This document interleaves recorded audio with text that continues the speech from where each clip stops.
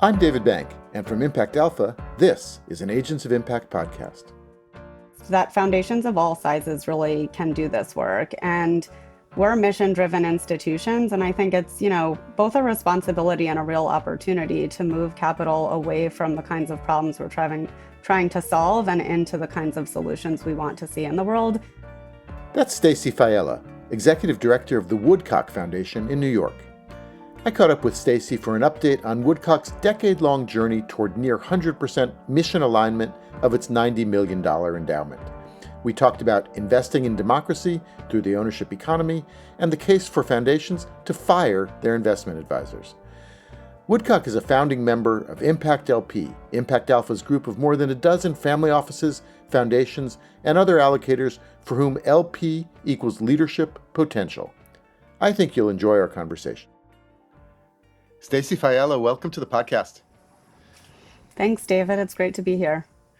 You're an example, and I hope you don't mind us using you as an example of a couple of things that we like to emphasize here. One, Woodcock Foundation is on the, let's say, smaller size. I mean, people may not think 90 million is small, but in the context of mega foundations, or for that matter, mega private equity funds, it's a relatively small asset base. Yet there's many folks in that range, and they're thinking about impact investing. So I want to press you on that.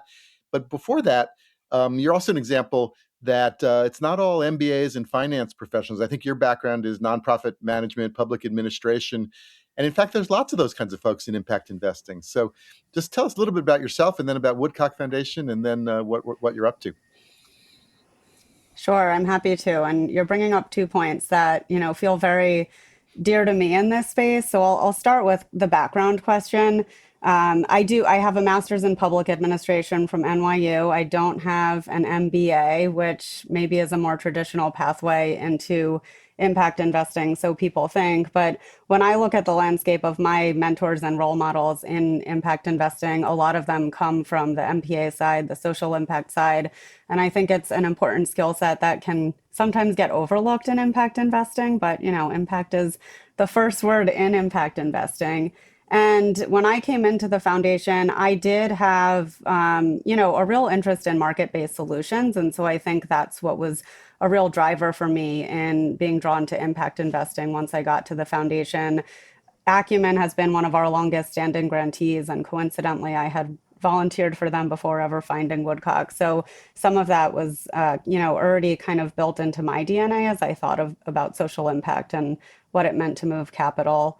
And then, yes, Woodcock is a $90 million foundation. We are relatively small in the scheme of things, and I think that's another important part. The number that gets thrown around a lot for foundation endowments is that there's roughly 1.5 trillion plus in foundation endowments overall. And I believe only about a third of it is foundations that are $1 billion and over. And so that means the rest of the 2/3 is made up of relatively smaller foundations. And so in aggregate, we do make a big difference. And that's why I think it's important to have some stories and examples of what some of the smaller foundations are doing to really leverage all of their capital for impact. And you mentioned leveraging all your capital for impact. You're also an example of another theme that we track very closely, which is foundations and other endowments that are moving to 100% alignment. And Woodcock has made that announcement. Different people and different institutions mean different things by that. What does Woodcock? How does Woodcock think about the journey to 100%?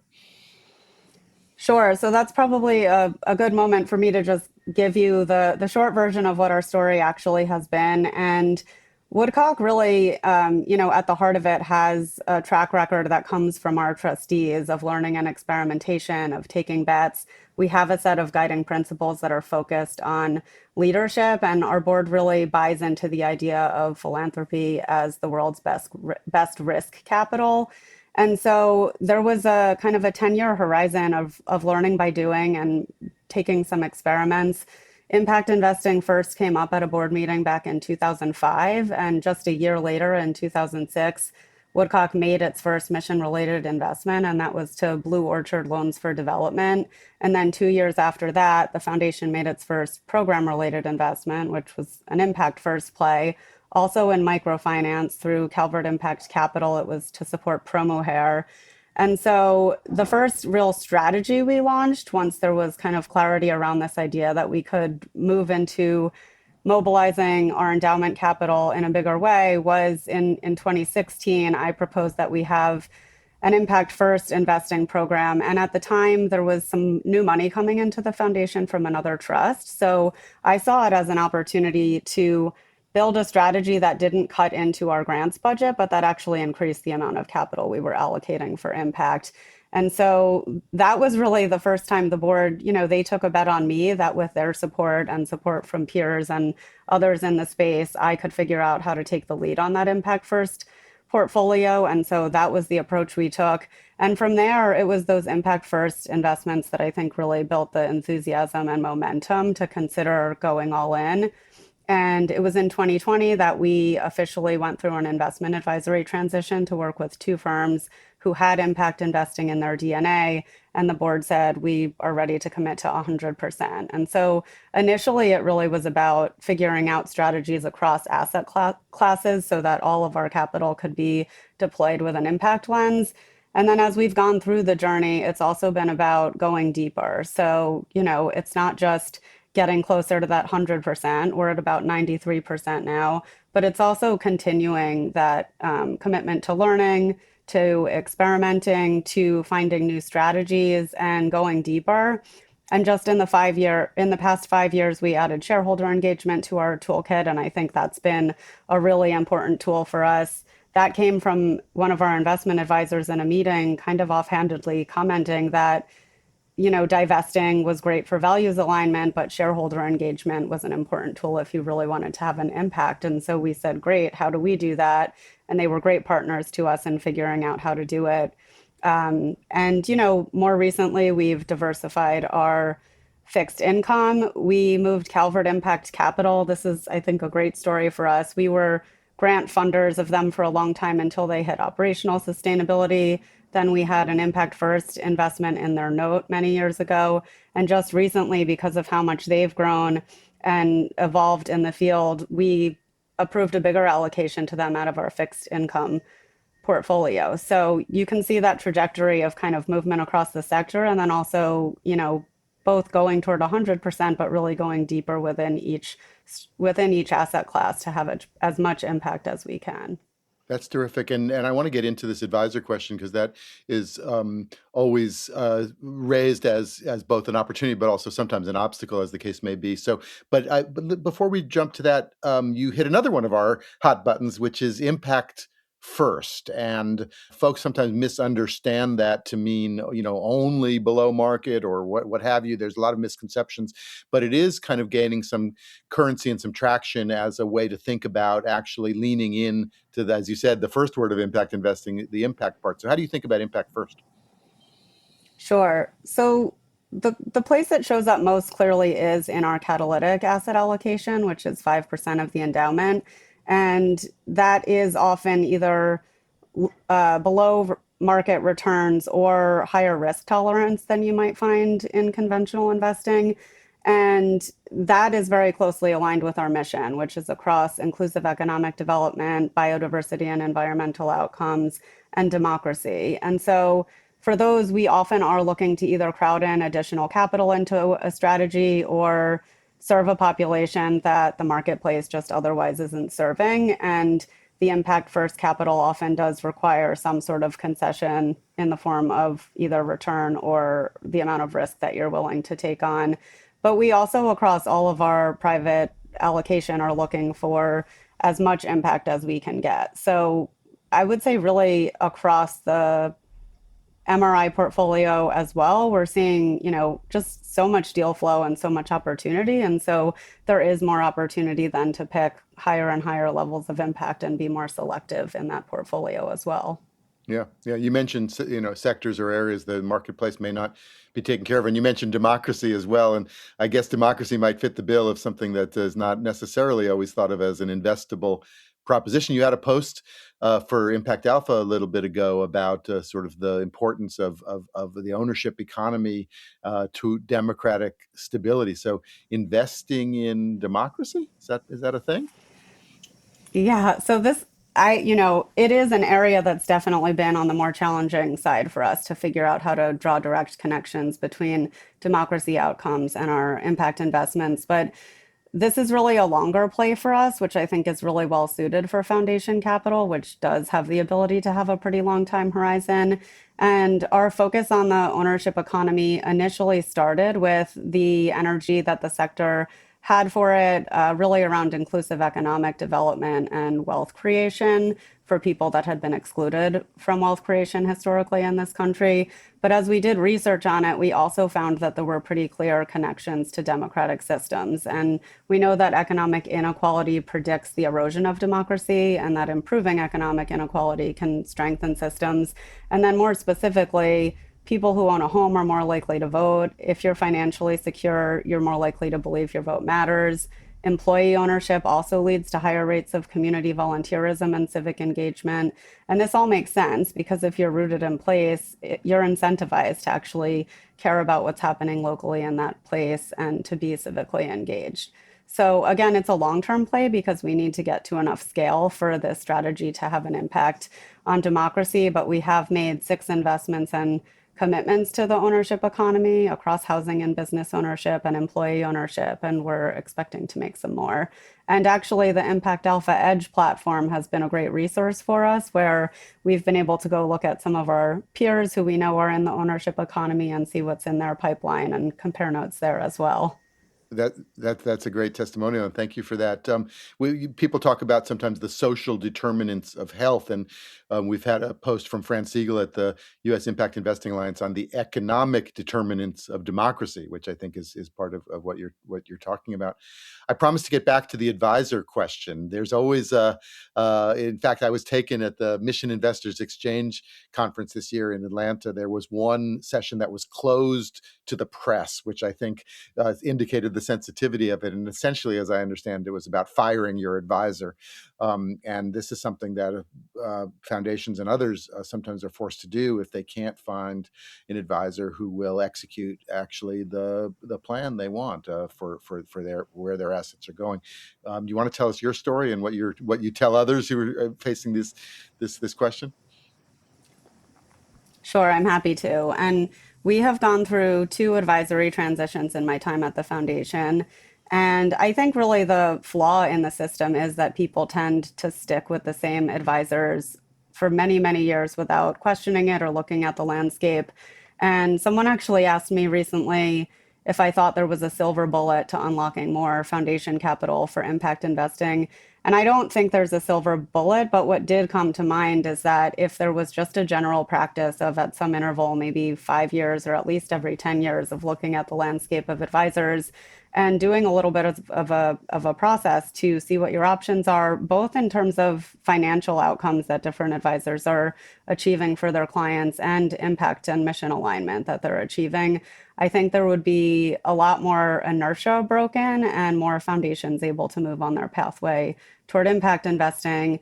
And for us, that first advisory transition where we moved to work with 2 advisors that have impact investing in their DNA was a huge accelerant for us. And, just from 10 years ago, the landscape of providers looks really different. And the first time we did that switch, those advisors were the right partners for us at the time. Needs change over time. And so as we evolved, our needs changed. And we made the decision last year to go through another advisory transition because it was the right moment for us. And it's a lot of work to go through it, but it was completely worth it. And so, I think my biggest advice is to consider investment advisor transitions as a way to unlock your journey and also to just do it as a general practice in foundations. I've talked to some trustees who, over time, I think they kind of forget that they actually are the ones who employ their investment advisors. And so the idea of firing them almost seems radical, but it really shouldn't be. This is about finding the right partners for your institution and your set of goals. And so when your goals change, your advisors should change as well.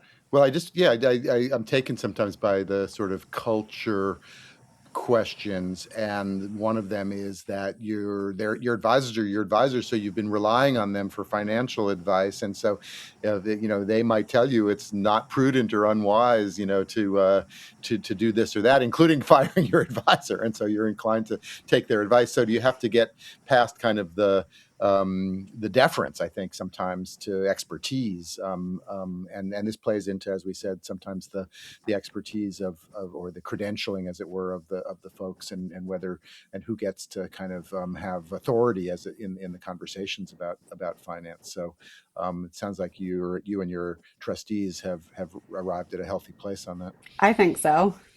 Um, Tell us what you think Woodcock's experience might teach other foundations, whether they're just getting into impact investing at all, whether they're trying to get to 100%. You had another post, thank you very much, in Impact Alpha on kind of the excuses you hear when you talk to your peers about why they can't do it. One of them, maybe their advisor told them that they can't. So you also had very nice set of suggestions for how to overcome each of those half a dozen objections. So, what are the kinds of on ramps other foundations can think about to get in the game? There are a lot of excuses, and it, often is advisors or other people telling someone who has a lot of conviction that they can't do what they want to do for some set of reasons. But when there is, some level of buy-in in an institution at the leadership level to do it, there are so many different on ramps, and that's one of the things that I think is exciting about impact investing. So, for a foundation that just wants to kind of get started, maybe test the waters a little bit, align their impact investing with program strategy, and also depending on um, where the will is, maybe they want their first investments to count toward their payout. The PRI is really a great tool to get started with. You also can get started with mission related investments and not have any impact first capital out the door, or you can start with your public equities portfolio with screening and proxy voting. But I think the shared on ramp is really more about finding the space to support the transition from learning to implementing. And that's what often is the hardest to figure out in this space, because it's one thing to know the definition of an MRI or a PRI, or to go to a conference where you can get inspired about an idea you heard, but it's another thing to really build the capacity to implement. And so last year, the National Center for Family Philanthropy launched a program. They have a standing program model for learning and action cohorts, and we collaborated with them to launch the first one on impact investing. It was designed for foundations that are ready to go. They have leadership buy-in and they're ready to take action and want support on doing that. And the curriculum was designed by Spectrum Impact. They did a fantastic job. And my friend and colleague Kathleen Simpson at the Russell Family Foundation and I worked together to really ground that experience in the family philanthropy context. And there was a group of foundations that participated that had a collective AUM of $2.7 billion.